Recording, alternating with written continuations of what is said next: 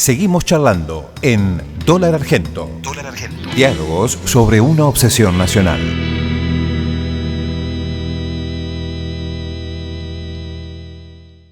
Y Esteban, ¿cómo está compuesta la deuda argentina? Bueno, la deuda argentina en este momento tenés básicamente el 70% más o menos de esa deuda son bonos, el resto son préstamos, incluyendo el préstamo con el FMI, que es la parte más importante del otro 30%, digamos. Después tenés préstamos con otros organismos internacionales como el Banco Mundial, el Banco Interamericano de Desarrollo. Después tenés algunas deudas como letras intransferibles del Banco Central, digamos, que se han ido reduciendo, pero todavía hay un monto que tiene el Banco Central que le debe el Tesoro, digamos. Eso es centralmente. Después lo que son la parte de los bonos, hay una parte que hoy sería más o menos entre un 30%, un 35% de ese 70%, digamos, de lo que es en bonos, que los tienen los organismos públicos, lo tiene ANSES, a través del Fondo de Garantía de Sustentabilidad sobre todo, lo tiene el PAMI, lo tiene el Banco Nación, y otros organismos que han ido tomando deuda, y el resto es que sería más o menos algo así como la mitad de la deuda, hoy un poco menos, pues se está reduciendo con el FMI, la tienen tenedores privados de bonos, digamos. Uh-huh. Eso incluye, digamos, una parte que es deuda de corto plazo, que son las LETES y las LECAP, que es deuda que va venciendo, digamos, entre 6 y 8 meses, y una parte de eso es lo que entró recientemente en default selectivo, digamos, o sea, se pospusieron los pagos durante 6 meses, y el resto son bonos de más de un año, digamos. Uh-huh.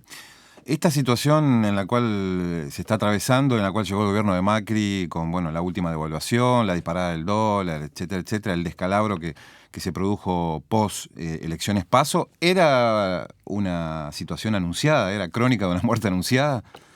Sí, o sea, en cierta medida toda la crisis que estamos atravesando en los últimos 2 años, que tiene que ver con el dólar, digamos, era anunciada, digamos. Sorprendió quizás la velocidad en la cual Macri se quedó sin financiamiento y llevó al país a una situación de vulnerabilidad extrema. Sorprendió sobre todo porque fue un ritmo de endeudamiento altísimo y porque el gobierno mismo generaba una idea de, bueno, nos tuvimos que endeudar mucho porque había un gran déficit, pero ya lo vamos a ir acomodando, etcétera. Uh-huh. Pero la verdad es que si uno miraba los indicadores financieros, el indicador de lo que es la cuenta corriente del balance de pago, es decir, cuánto se está endeudando Argentina con el mundo, eso es lo que básicamente dice la cuenta corriente del balance de pago, y que tiene que ver con el déficit del comercio y con el déficit de los pagos que hace por intereses y por remesas de utilidades y todos estos componentes que hablábamos hace un rato.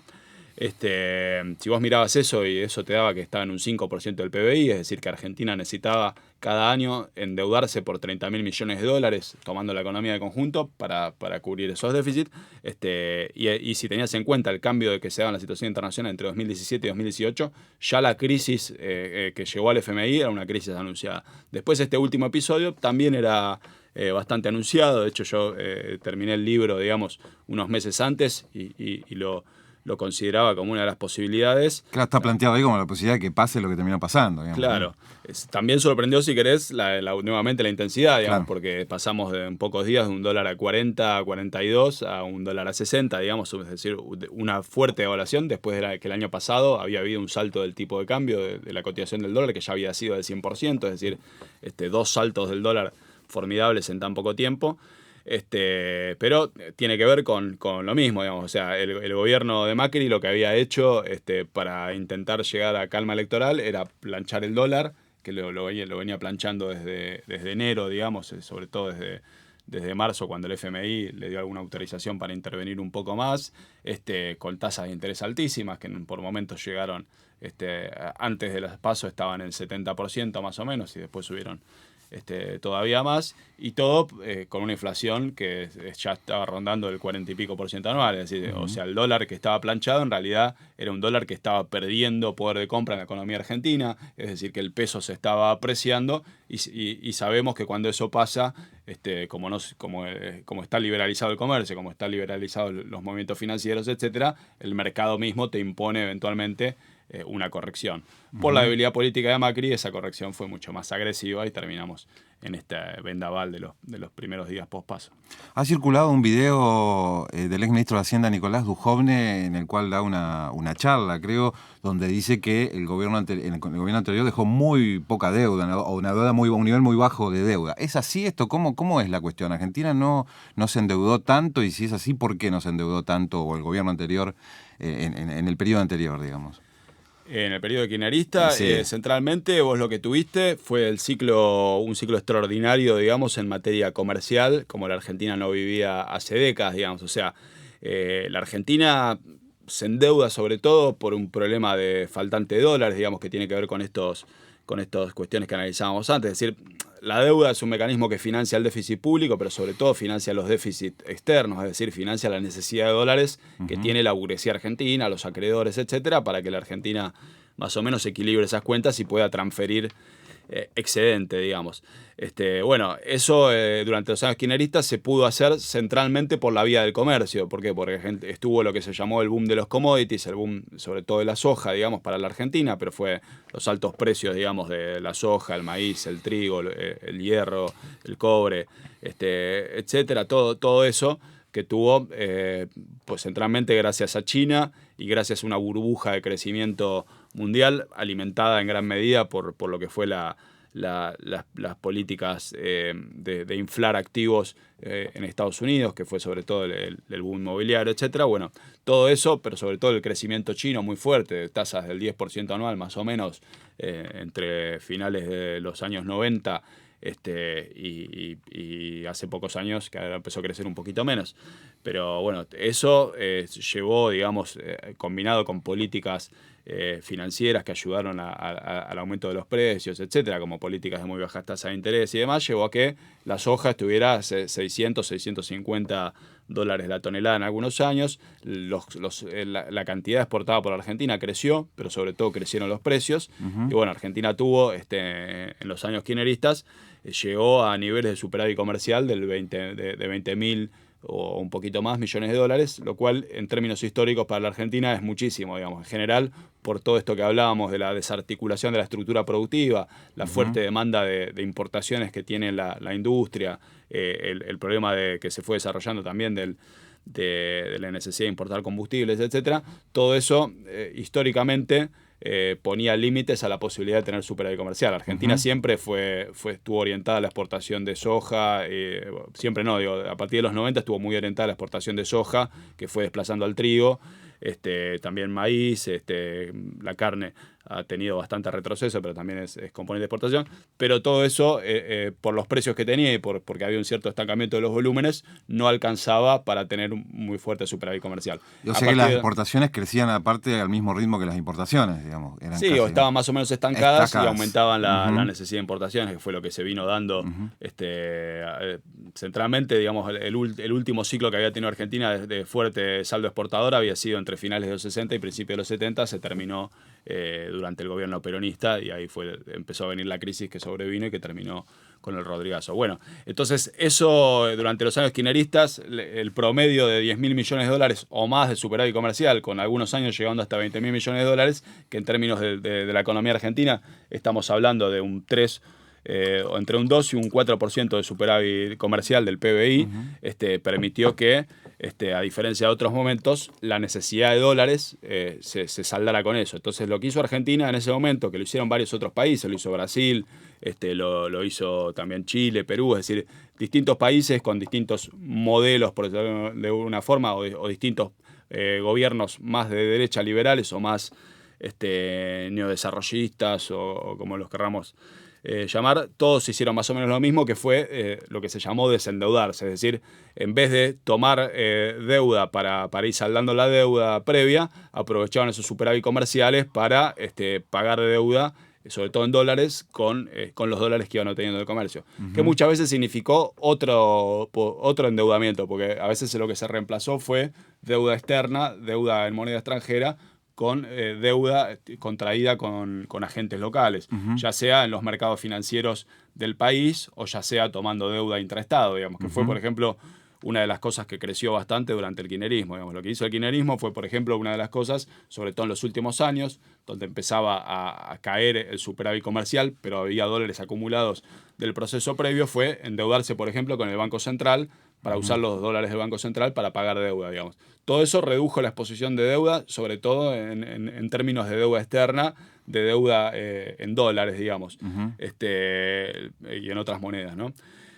Pero a la par hubo un cierto crecimiento de la deuda interna. Pero si uno analiza el proceso de conjunto, hubo un fuerte esfuerzo en reducir el endeudamiento, que obviamente se presentaba como una política soberana o de independencia. Eso es muy relativo. ¿Por qué? Porque el esfuerzo que impuso ese pago de deuda fue en detrimento de realizar inversiones en otros capítulos. Los dólares que se usaron para transferir a los pagos de deuda se podrían haber usado en muchos mejores destinos que ese enriquecimiento del sistema financiero internacional, ¿no? ¿Y en 2011 qué pasó? ¿Por qué empieza a haber un problema con las divisas en la Argentina? Bueno, en primer lugar, en 2011 ya se veía que empezaba a decaer este ciclo internacional de altos precios de los commodities. Todavía existía, digamos, porque todavía hasta el año 2013 los precios de los commodities iban en descenso. Tuvieron una fuerte caída inmediatamente después de la crisis de 2008-2009, que fue cuando quebró el banco Lehman Brothers en Estados Unidos, porque ya se agudizaba la crisis inmobiliaria en ese país y empezaban a quebrar varias instituciones bursátiles. La más grande que quebró fue Lehman Brothers. Inmediatamente después, durante 6 meses, se hundieron los precios de los commodities. No sé si te acordás, en ese momento Argentina venía de tener el conflicto con el campo, las patronales agrarias, que habían hecho un lockout de varios meses, entre otras cosas centralmente porque el kirchnerismo les había querido aplicar más impuestos, digamos, más retenciones, derechos de exportación, aprovechando los altos precios de los commodities. En ese momento la soja estaba en 600, 650. Bueno, pocos meses después de que se cerró el conflicto, que se cerró con un triunfo de las patronales agrarias porque no pudieron aumentarse las retenciones, que quedaron fijas en 35%, inmediatamente después, a los 2 o 3 meses, empieza una fuerte caída de los precios de los commodities de la soja. Bueno, ahí les habría venido bien el esquema que habían rechazado de retenciones móviles, pero era demasiado tarde y se quedaron con el 35%. Pero bueno, ahí hubo unos meses de caída y después se recuperaron y hasta 2013-2014 siguieron en alza. Pero ¿qué empezó a pasar en 2011-2012? Esto ya no alcanzaba.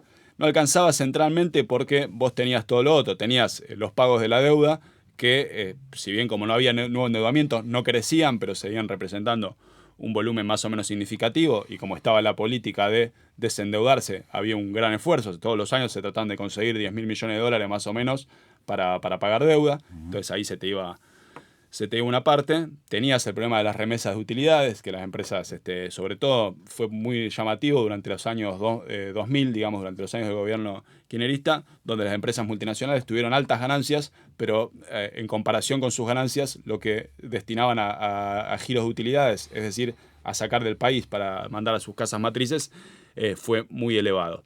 Y el elemento determinante, que fue el que más motivó el faltante de dólares, es la fuga de capitales, digamos, que sobre todo a partir de 2008 había empezado a crecer fuerte, pero en el año 2011 tuvo un momento récord. No recuerdo exactamente la cifra, fueron algo así como 30.000 millones de dólares que se fueron en un solo año, con lo cual el gobierno kirchnerista llegó a post-elecciones para el segundo mandato de Cristina, con la perspectiva de que si seguía ese ritmo de pérdida de divisas, en menos de un año se quedaba sin dólares, digamos. Entonces, y ahí viene el cepo, el dólar. Ahí empezó a haber las primeras restricciones de lo que se conoció como el cepo al dólar, que empezaron a regir entre finales de 2011, principios de 2012, y después se fueron reforzando. Ahí había una cierta idea de que como el dólar, digamos, estaba depreciándose en términos reales en relación al peso, es decir, que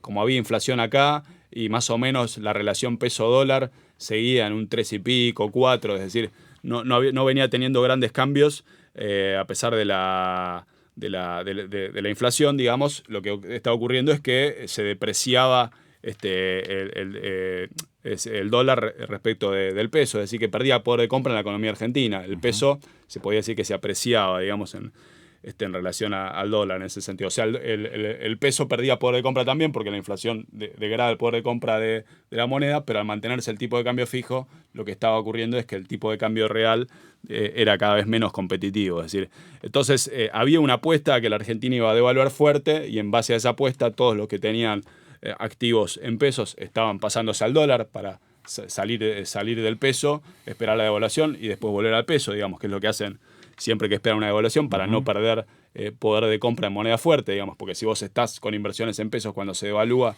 se te degrada, digamos, se te devalúa tu inversión junto con la devaluación y entonces pierden valor tus activos medios en dólares. Bueno, para evitar eso es que se había profundizado la fuga de capitales y lo que hizo el kirchnerismo fue, como no quería tomar en lo inmediato una medida que podía ser antipática, que tiene costos en términos sociales, porque obviamente cada vez que devalúas, como se vio en 2002, como se vio también en 2014, y lo vimos en los últimos años de devaluaciones muy seguidas, cada vez que se devalúa se pierde un poder de compra muy fuerte del salario, etc. Bueno, el kirchnerismo, lo que Cristina Fernández quería evitar lo más posible eso, y entonces en vez de hacer la devaluación que se estaba descontando, hizo el cepo, digamos, y con eso administró la escasez de divisas que empezaba a surgir en la economía argentina. ¿Y en qué medida pudo administrar esa escasez de divisas? ¿Hasta dónde pudo frenar esa fuga? Y bueno, logró tener los dólares suficientes para pagar la deuda, que era su objetivo último, digamos, o sea, empezó a subordinar todo a pagar la deuda, y logró llegar con eso al precio, digamos, de imponer determinadas restricciones, digamos. O sea, empezó a operar como una política recesiva, digamos. Si uno mira en términos de costo que tuvo para la economía real, la economía crecía al 2%, 2 o 2,5% en el primer mandato de Cristina Fernández. En el segundo mandato tenemos un crecimiento promedio anual del 0,4%, es decir, en términos de actividad económica, impuso una ralentización muy fuerte del crecimiento, casi, si uno mira en términos de PBI per cápita, una caída, digamos, o sea, por el crecimiento de la población, con ese nivel de PBI se iba reduciendo el PBI per cápita, digamos. Pero el objetivo central, que era subordinar todo a tener los dólares para poder seguir cumpliendo los vencimientos de la deuda, se logró, digamos. Llegó al final de mandato, habiendo tenido que hacer, sí, una devaluación en el medio. En 2014 ya no pudo, cuando se agravó el fin del boom de los commodities, cayó todavía más el ingreso de dólares por el comercio, digamos, por lo que es la exportación de la soja y otros componentes. Bueno, ahí estuvo obligada y se agravó una corrida, porque el cepo podía contener, pero no podía evitar una corrida. En 2013 y 2014 tuvo una fuerte corrida cuando asumió, después de que asumiera Kicillof como ministro de Economía, y en ese momento no pudo evitar hacer una devaluación. Pero en cierta medida fue exitoso, digamos, desde el punto de vista de llegar con lo justo a 2015, digamos. Lo que no pudo es evitar esa devaluación que estuvo en 2014, por un lado, y obviamente esa medida lo que no pudo es asegurar ninguna entrada de dólares, digamos. O sea, una vez que pones una medida como esa, si no tomas otras medidas respecto del comercio exterior, respecto de los bancos, etcétera, quedás sometido a que de alguna forma vengan o no los capitales, y no van a venir una economía que impone esas restricciones, que el mercado espera una devaluación, etcétera. Entonces necesitas hacer cambios más de conjunto para que no sea una situación recesiva y una situación medio insostenible, digamos. ¿Deuda o ajuste son la única alternativa?